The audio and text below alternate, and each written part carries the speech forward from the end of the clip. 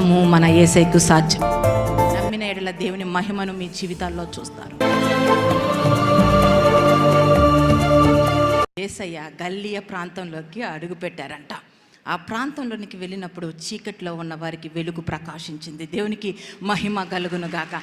ఎందుకు ఈ విషయం దేవుడు నీతో మాట్లాడుతున్నాడంటే, చీకట్లో ఉందా నీ జీవితం? బంధకానాల మధ్య ఉందా? ఎటు తోచడం లేదా? గాఢాంధకారంలో ఉన్నట్టుగా ఉందా? సహాయం చేసేవాళ్ళు కనపడడం లేదా? ముందుకు ఒక అడుగు వేయడానికి మార్గమే ముసుగుపోయిందా? అయితే దేవుడు అంటున్నాడు, ఈరోజు నేను నీ యొక్క హృదయంలోనికి వస్తా, చీకటిని అంతటిని కూడా వెలుగుమయంగా మార్చి వేస్తాను. దేవునికి మహిమ కలుగును గాక. ఆ రీతిగా కపెర్నహూముకి ఆయన వచ్చారు. ఆ రీతిగా వచ్చినప్పుడు అనేక మంది యేసయ్య చుట్టూ చేరి, అనారోగ్యంగా ఉన్నవారు, దెయ్యాల నుంచి విడుదల పొందుకోవాల్సిన వాళ్ళు, వీళ్ళందరూ కూడా యేసయ్యను వెంబడిస్తూ ఉండేవాళ్ళు. ఆ మెస్సయ్య దగ్గరికి ఏ సమస్య వెళ్ళినా సమస్యగా ఉండదు, తప్పకుండా ఆయన సమస్యను తీర్చే దేవుడు అని. అలాంటి సమయంలో ఈ మనుషులు అక్కడ సంచరిస్తున్న సమయంలో పక్షవాయువుతో పడి ఉన్న ఒక వ్యక్తిని చూశారంట. నిజానికి వీళ్ళకి కాళ్ళు పనిచేస్తున్నాయి, చేతులు పనిచేస్తున్నాయి. చాలామంది ఏమనుకుంటారంటే, వాడి బాధ వాడిది, ఈమె బాధ ఈమెది, మనకెందుకంట, మన సమస్యలు మనం చూసుకుందాం, మనం వెళ్దాం యేసయ్య దగ్గరికి అని స్వార్థంగా ఉంటారు. మనం వెళ్ళి బ్లెస్సింగ్స్ తీసుకుందాం, మనం వెళ్ళి ఆశీర్వదించబడితే సరిపోద్ది అని చెప్పి ఎవరి విషయం గురించి ఆలోచించరు. కానీ క్రైస్తవులుగా మన జీవితం ఏమిటి అంటే, నేను అనే మాట తీసివేయాలి. స్వార్థం మనలో సమాధి చేయబడాలి. వీరు ఆ పక్షవాయువు కలిగిన వ్యక్తిని చూసినప్పుడు ఇతని అంధత్వము కూడా తొలగించబడాలి, ఇతనిలో ఉన్న చీకటి జీవితము కూడా తొలగించబడాలి, ఇతను కూడా కుటుంబ సభ్యులతో సంతోషంగా ఉండాలి, ఇతను కూడా మనుషుల్లో సంచరించాలి. అయ్యో ఈ జీవితం ఏమిటి, బతికున్నాడు కానీ చచ్చిపోయినట్టుగా పడి ఉన్నాడు. ఈరోజు రక్షించబడ్డావు సరే, నిజంగానే నీకు రక్షణ ఉన్నట్లయితే నీవు వేటిని చూస్తున్నావు? క్రైస్తవుల్లో 2 రకాలు ఉంటాయి. ఏమిటి అంటే, క్రీస్తుకు ఉపయోగపడే జీవితము ఒకటి, క్రీస్తును ఉపయోగించుకునే జీవితము ఒకటి. ఈరోజు ఎంతమంది నేను క్రీస్తుకి ఉపయోగపడే జీవితము జీవిస్తున్నాను అని చెప్పేవాళ్ళు ఎంతమంది? నిజానికి క్రైస్తవులు రక్షించబడ్డంలో, బాప్తిసం తీసుకోవడంలో కాదు అస్సేపడవలసింది, దేవుణ్ణి బహుగా ప్రేమించే విషయంలో అస్సేపడాలి. పూర్ణ మనసుతో, పూర్ణ ఆత్మతో నీ దేవుడైన యెహోవాను ప్రేమించాలి. ఆ 2 రకాల్లో ఏ రకంలో నువ్వు ఉన్నావు? చాలామంది దేవుణ్ణి ఉపయోగించుకునేవారిగా ఉన్నారు. దేవునికి ఉపయోగపడాలి మన జీవితాలు. రక్షించబడిన తర్వాత నిజమైన రక్షణ ఏమిటి అంటే, దేవుణ్ణి మనము ఈ లోకానికి పరిచయం చేయాలి. దేవుని యొక్క క్రియల చేత మనం నింపబడాలి, ఆయన ప్రేమ చేత నింపబడాలి, ఆయన సమాధానం చేత నింపబడాలి. మనం ఈ లోకంలో ఆయన వెలుగుని ప్రకాశించాలి. తద్వారా మనుషుల ఎదుట ఆయన నామము మహిమపరచబడుతుంది. దేవునికి మహిమ కలుగును గాక. లోకాన్ని సంపాదించుకోవడానికి ఇంకా దేవుని దగ్గరికి రావాల్సిన అవసరం ఏమిటి? లోక స్నేహము, దేవునితో వైరము, ధనము ఎక్కువైన ఎడల దాన్ని భక్షించేవారు ఎక్కువ అవుతారు. అంతకంటే ఇంకేమీ లేదు.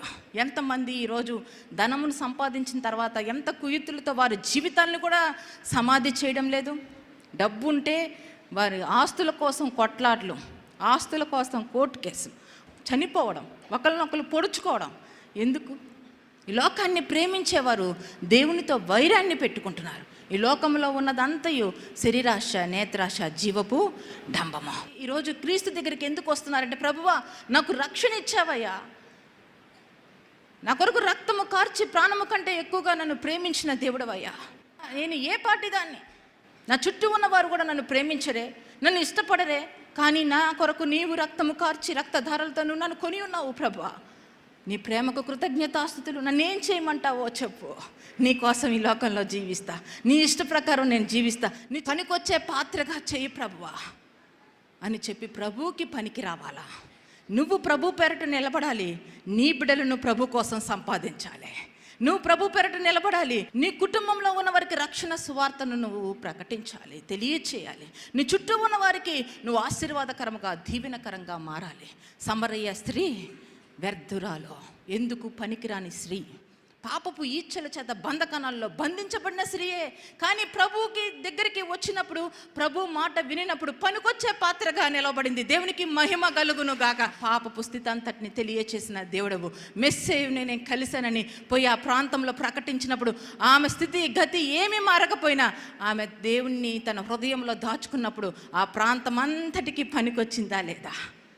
ప్రభు కొరకు పనికి వచ్చింది, ఉపయోగపడింది తన జీవితం. ఎందుకు ఈరోజు నీ జీవితము నీ ఇంటిలోనే ఎందుకు పనికి రావడం లేదు? ఆనాడు ఏ మెస్సైనైతే కలిసిందో ఆ మెస్సయ్య దగ్గరికే మనం వస్తున్నాం కదా, ఆ దేవుని మాటలే మనం వింటున్నాము కదా, ఆయన సన్నిధిలోనే మనం ఉంటున్నాము కదా, ఆయన్నే ఆరాధిస్తున్నాం, స్తుతిస్తున్నాం, గణపరుస్తున్నాం కదా. ఎందుకు మనము అటువంటి జీవితాన్ని కలిగి జీవించలేకపోతున్నాం? కనుక ఈరోజు వరకు నువ్వు దేవుణ్ణి ఉపయోగించుకునే దానిగా ఉన్నావేమో, కానీ ఈరోజు మొదలుకొని నువ్వు ఉపయోగపడే వ్యక్తిగా దేవునికి నీ జీవితం మార్చబడును గాక. ఆమేన్. దేవునికి మహిమ కలుగును గాక. కనుక యేసయ్య అక్కడికి వచ్చినప్పుడు కొంతమంది పనికి వస్తున్నారు యేసయ్యకి. యేసయ్య మహిమ కొరకు పనికి వస్తున్నారు. ఎవరంటే వీళ్ళు వెళ్ళి ఆ పక్షవాయువుతో పడి ఉన్న వ్యక్తిని తీసుకొని వచ్చారంట. 4 మనుషుల్ని పెట్టారు. ఆ 4 మనుషులు ఆయన్ని ప్రభు దగ్గరికి తీసుకొస్తాం. ఈరోజు నీ జీవితంలో ఎంతమందిని ప్రభు దగ్గరికి తీసుకొని వచ్చావు? ఒకరోజు ఈ జీవిత కాలం అంతా పూర్తయిన తర్వాత నువ్వు మెస్సేను కలుస్తావు. మెస్సేను ఎదుర్కొనే రోజు ఒకటి ఉందని మర్చిపోవద్దు. నిత్య రాజ్యంలోనికి మనము చేరడానికే నిత్యము మనము బ్రతకాలి. నిత్య రాజ్యము కొరకు ఆలోచించకుండా మన జీవితాలు ఉండడానికి వీల్లేదు. మన గురి ఏమిటంటే బాప్తిసం తీసుకొని మారు మనసు పొందుకున్నామంటే మనం ఎక్కడికి చూడాలంటే అటు ఇటు చూడకూడదు, కానీ మనము పరలోకం వైపే చూడాలి. ఎవరన్నా మనల్ని కలిస్తే వారిని కూడా మనం కలుపుకొని పరలోకం వైపుకే నడిపించాలి. అంతేగాని ప్రభు దగ్గరికి వెళ్ళాలని ప్రభు మనల్ని నిలబెట్టి ఒక్క ఆత్మ తీసుకొచ్చావని అడుగుతాడు, కానీ ఎంత సంపాదించావు, ఎంత బంగారాన్ని సంపాదించావు, ఎన్ని ఇల్లులు సంపాదించావు, ఎన్ని పొలాలు సంపాదించావు, ఏమి సంపాదించావు, ఎంత చదివించావు, ఈ కాదమ్మా అడిగేది. ఒక్క ఆత్మన్న నా కొరకు సంపాదించావా అని అడుగుతాడు దేవుడు. ఏమి జవాబు ఇవ్వబోతున్నావు? తల వంచుకుంటావా? దేవుడిచ్చిన రక్షణను బట్టి తల వంచుకుంటావా? దేవుడు చేసిన మేళ్లకు కృతజ్ఞురాలుగా జీవించినప్పుడు తల వంచుకుంటావా? లేదా ప్రభువా ఇదిగో నిన్ను కలిసిన వేళ, ప్రభువా మారు మనసు పొందుకున్నప్పుడు ఇదిగో నా జీవితం అన్ని ఆత్మలకు ఆశీర్వాదకరంగా దీవెనకరంగా మారిందని చెప్పగలగాలి. కనుక నీవు పనికొచ్చే పాత్రగా ఈరోజు మలచబడాలి. అనేక మందిని నువ్వు ప్రభు చెంతకు నడిపించే వ్యక్తిగా ఉండాలి. ఆనాడు 4 పెట్టి ప్రభు దగ్గరికి తీసుకొని వస్తున్నారు. వాళ్ళు ఉపయోగపడుతున్నారు ప్రభుకి, ప్రభు పరిచర్యకు ఉపయోగపడుతున్నారు. ఈరోజు నీ చుట్టూ ఎంతమంది లేరు? నలిగిపోతున్న వారు లేరా? పాపపు బంధకణాల్లో బంధించబడిన వారు లేరా? ఇంటిలోనే ఎంతో నాశనకరంగా దిగజారిపోతున్న వాళ్ళు లేరా? ఒక్క నిమిషం పిలుస్తున్నావా? మందిరానికి రండి. ఆ మందిరంలో యేసయ్య మాటలు వింటే మీ బ్రతుకులు మారుతాయని చెప్పగలుగుతున్నావా? ఆ నోటితోటి యేసయ్య చెంతకి నడిపించబడితే, ప్రభు కోసం నువ్వు జీవిస్తే నీ బ్రతుకు మారుతుందని చెప్పగలుగుతావు. ఒక్క మాట. ఎన్నో మాటలు మాట్లాడుతున్నావు కదా రోజంతా, పనికి మాలిన మాటలు, అపవిత్రమైన మాటలు, ఎందుకు ఉపయోగం లేని మాటలు. నీ మాటలే నీకు శత్రువులుగా మారుతున్నాయి కదా. ఎందుకు ఈ రోజు నుంచి ఆ నోటిని జీవపు మాటగా మార్చకూడదు? ప్రభు దగ్గరికి రండి.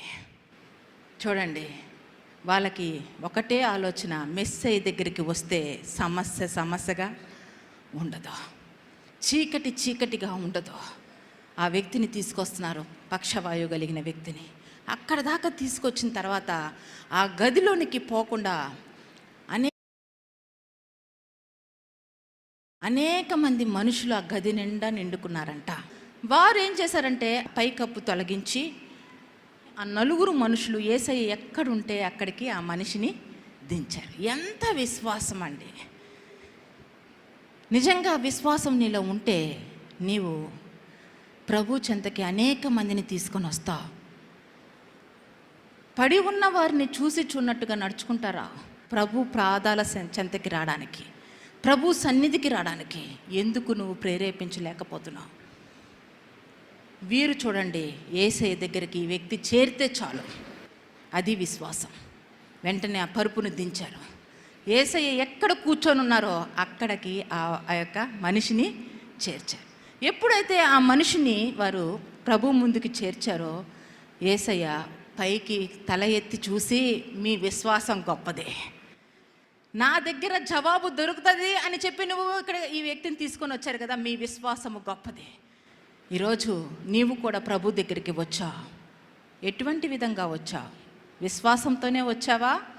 నేను వచ్చేటప్పుడు ఈ రీతిగా వేదనతో వచ్చాను, కానీ నాకు జవాబు దొరికింది.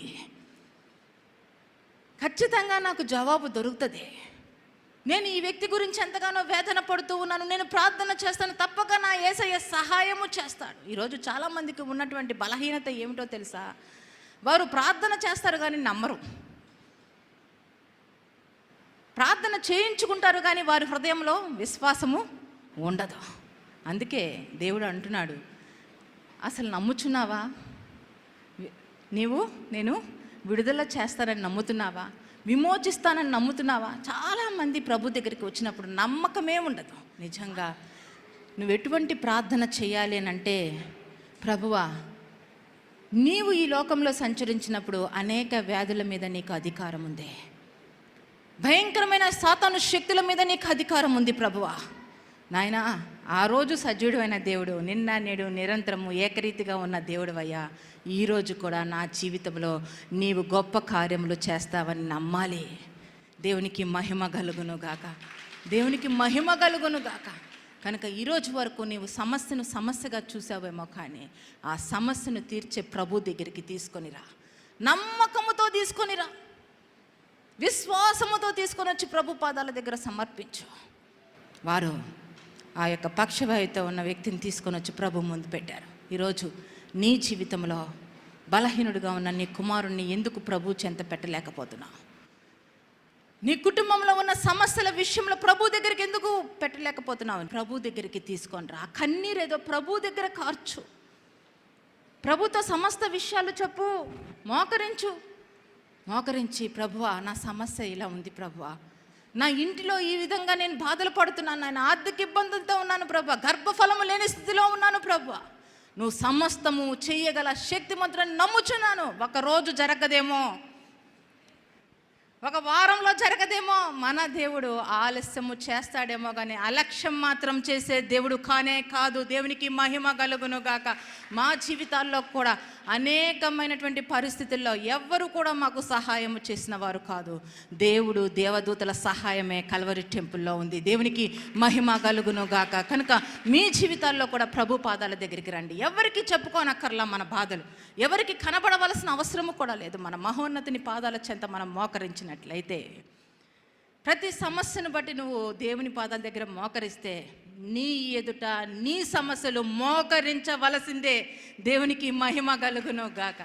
నీవు దేవుని పాదాల దగ్గర సాష్టాంగపడి ప్రార్థన చేసినట్లయితే, నీకు విరోధముగా రూపించబడిన ఏ ఆయుధము వర్ధిల్లకుండా నీ ఎదుట సాష్టాంగ పడవలసిందే. నమ్మిన ఎడల దేవుని మహిమను మీ జీవితాల్లో చూస్తారు. ఆ రీతిగా వాళ్ళు విశ్వాసముతో పక్షవాయువు కలిగిన వ్యక్తిని ప్రభు ఎదుటికి పెట్టినప్పుడు వెంటనే మొదట యేసయ్యకి సంతోషం ఎక్కడ కలిగిందో తెలుసా? తీసుకొచ్చిన మనుషులను బట్టి యేసయ్య సంతోషపడ్డాడు. ఈరోజు నిన్ను బట్టి యేసయ్య సంతోషపడుతున్నారా? నీలో ఉన్న విశ్వాసమును బట్టి సంతోషపడుతున్నారా? ఎంత విశ్వాసిగా నువ్వు తయారై ఉన్నావు? ఎన్నో సంవత్సరాల నుంచి మందిరానికి రావడం కాదు, ఎన్నో సంవత్సరాల నుంచి నోటితో పెదవులతో ప్రార్థన చేయడం కాదు, నీ అంతరంగంలో ప్రభు ఎడల ఉన్న విశ్వాసము ప్రభుకి కనబడినప్పుడు ఆయన నిన్ను బట్టి సంతోషించే దేవుడు. దేవునికి మహిమ కలుగును గాక. ఆ నలుగురిని చూసి ఎంత గొప్ప విశ్వాసము నేను ఎవరిలో చూడలేదా? ఎంత విశ్వాసము కలిగి ఉన్నారు. మీ విశ్వాసాన్ని బట్టి ఈ వ్యక్తిని నేను స్వస్థపరుస్తా. వెంటనే ఆ పక్షవాయుతో ఉన్న వ్యక్తితో మాట్లాడుతున్నాడు, నువ్వు లేచి పరుపెత్తుకొని నడువు. అప్పుడు వెంటనే ఎన్నో సంవత్సరాల నుంచి చీకటి బంధకణాల్లో బంధించబడినటువంటి వ్యక్తి ప్రభు యొక్క జీవవాక్కు, జీవాత్మ స్వరమును విన్నప్పుడు తన నరనరాల్లో జీవము కలిగింది. వెంటనే తన నరనరాల్లో జీవము కలిగినప్పుడు వెంటనే లేచి కూర్చున్నాడు. దేవుని మాటలో ఉన్న గొప్ప శక్తి ఏమిటో తెలుసా? ఊరకనే వచ్చి వాక్యాలు విని వెళ్ళొద్దు. ఇక్కడ వాక్యం వింటున్నప్పుడు మీ అంతరంగంలో గొప్ప క్రియ జరగాలి. మీ పాత రోత జీవితము సమాధి చేయబడుతూ ఉండాలి. మీ యొక్క ఎముకలు జీవంతో నింపబడుతూ ఉండాలి. మీ హృదయము జీవంతో నింపబడుతూ ఉండాలా. జీవధారలు మీ హృదయంలో నుంచి ప్రవహించాలా. అపక్షవాయువు కలిగిన వ్యక్తిలో జీవము వచ్చింది. ఎప్పుడైతే జీవం వచ్చి అతను వెంటనే లేచి నిలబడ్డాడు. చూసారా ఎంత గొప్ప కార్యం జరిగింది.